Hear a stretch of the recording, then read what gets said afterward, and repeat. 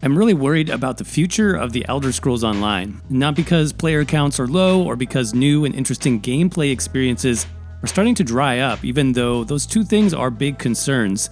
No, what I'm truly worried about goes much deeper into the core gameplay experience of ESO, and if it doesn't change soon, there's no going back. Now, if you're not sure what I'm talking about yet, I'll give you a little clue right here. All right, last thing we wanted to show everybody, something new called Customized Actions.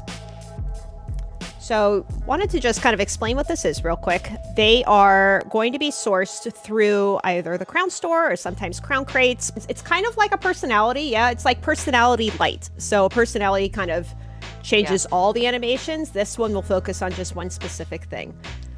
So one of them is harvesting. So check this out. So,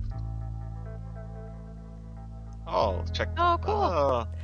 Here's the wood cutting one. I'll give you a little. Nice. So notice it is a different color. That allows you to go bye-bye. That's right, the biggest concern facing ESO right now is not players, it's not content, it's just basic monetization.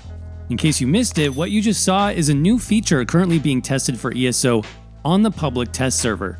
It's basically custom, fancy, and flashy animations called custom actions that can replace basic actions that your character does, like mining or harvesting resources or using way shrines, which in theory sounds fine and I actually like the idea. Players in ESO have been asking for this level of customization for years actually, and with this new custom action systems, they'll actually be able to do it. So if they wanted to make a druid character, for example, then these custom actions with green particle effects really will fit that playstyle, which is awesome.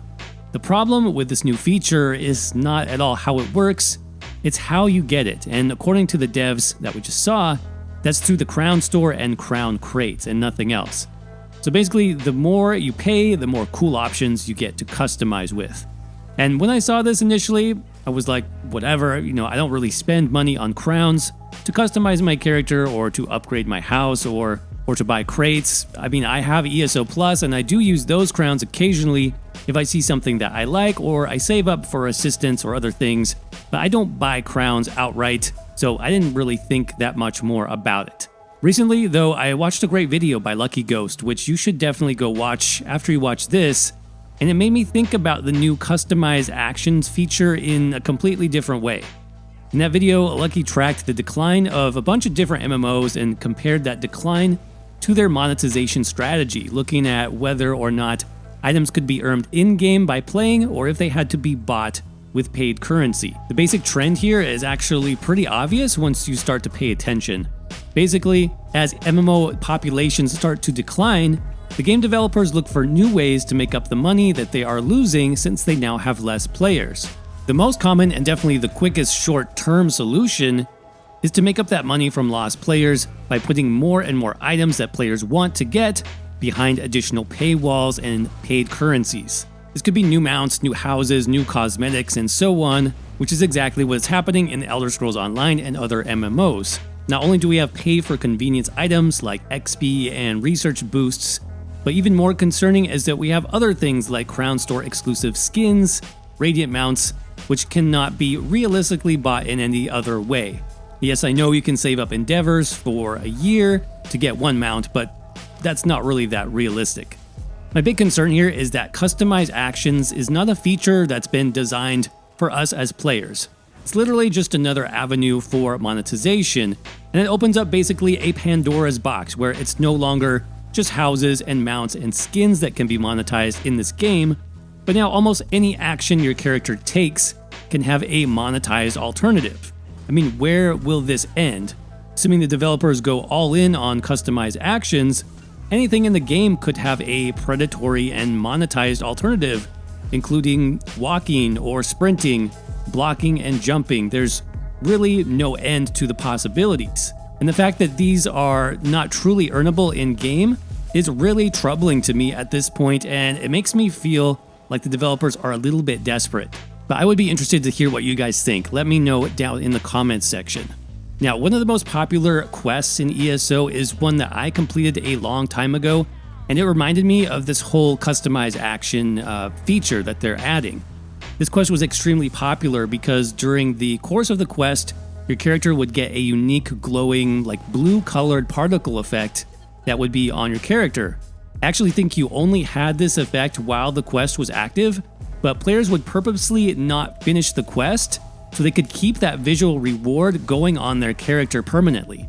It was basically like a bug, but players liked it so much that there are actually full internet guides on how to get this effect. My point here is that earnable in-game cosmetics are extremely popular and well received by players, and it actually makes us explore the world and play the game for a lot longer.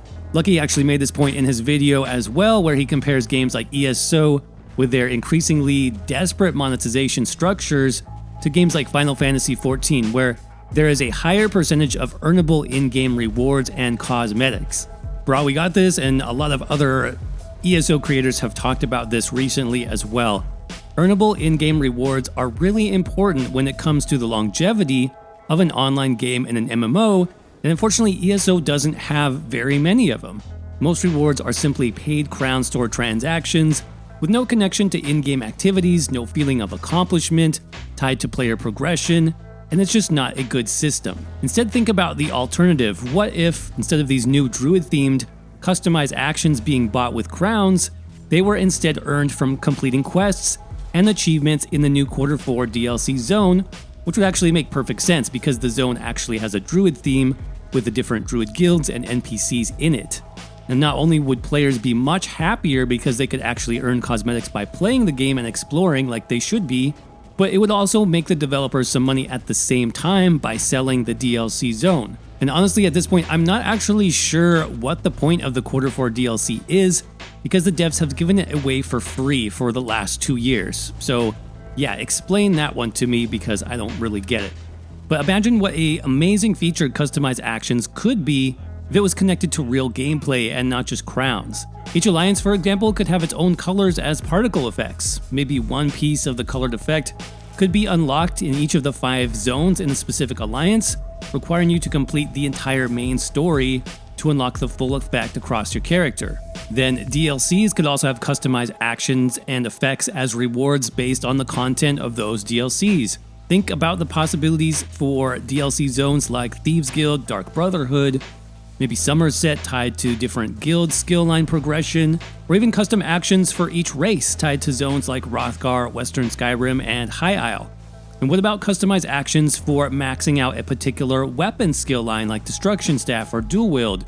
Players could maybe visit a weapon skill trainer or masters located throughout the world, kind of like Skyrim, to unlock these special effects with more training or special endgame level quests. There's so many possibilities here, and this would be actually a really big win for ESO players looking to customize their character and get rewarded for their in-game time and their exploration with not a lot of effort by the developers.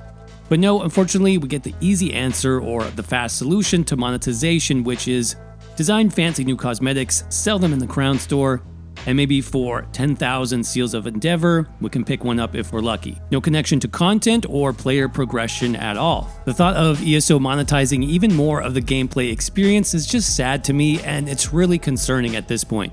Not only does it seem desperate and short-sighted, but it's also talent and resources that could be spent elsewhere. I mean, for years we've had the impression that ESO was fairly maxed out in terms of new graphics and new animations, which maybe was why we didn't have things like new weapons or new skill lines or new classes coming soon.